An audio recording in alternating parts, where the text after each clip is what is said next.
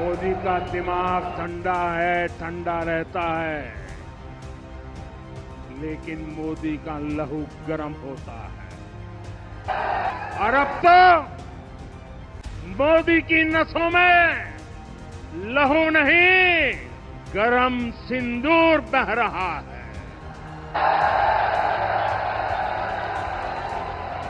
गतकाली राजस्थान रो बीकानेर रे प्रधानमंत्री मोदी को एही भाषण परे एबे विरोधी मोदी को घेरिबा आरंभ करिसंती।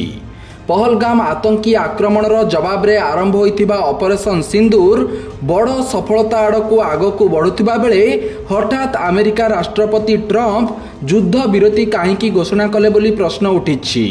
हेले प्रधानमंत्री एहार उत्तर न देई पूरा घटनाक्रम राजनैतिक फायदा नेबाकू एबे फिल्म डायलॉग मारिबा आरंभ कर दैछंती बोली विरोधी अभियोग करिसंती।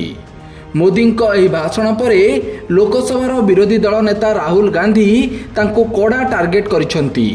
ट्वीट करी राहुल लिखिसंती, मोदी जी फंपा भाषण देवा बंद करंतु। एहा सहित मोदी को तीनोटी प्रश्न करिसंती राहुल। पूर्वरु मोदी कहिथिले जे पाकिस्तान आउ कौनसी आतंकवादी गतिविधि करिबो नाही कहिबारु आमे युद्ध विरति करिलु।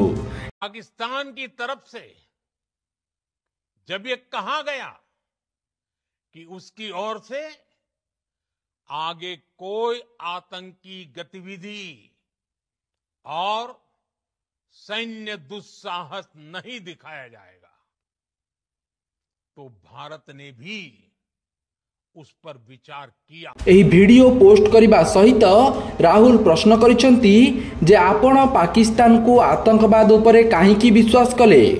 सेहीपरि भारत और पाकिस्तान मध्य युद्ध विरति अमेरिका राष्ट्रपति ट्रंप घोषणा करने को नहीं राहुल प्रश्न करिसंती जे ट्रंप को निकट में मुंड नुआई भारतर स्वार्थ को काहींकी बलिदान देले मोदी। यह सहित मोदी राजस्थान रे देथिबा भाषण को नहीं राहुल प्रश्न करिसंती जे केवल कैमेरा सामने काहींकी आपणक रक्त गरम हुए। यह सहित मोदी भारतर सम्मान सहित बुझाणा करिसंती बोली राहुल निज पोस्ट रे लिखिसंती। Bureau report, Satyapath news.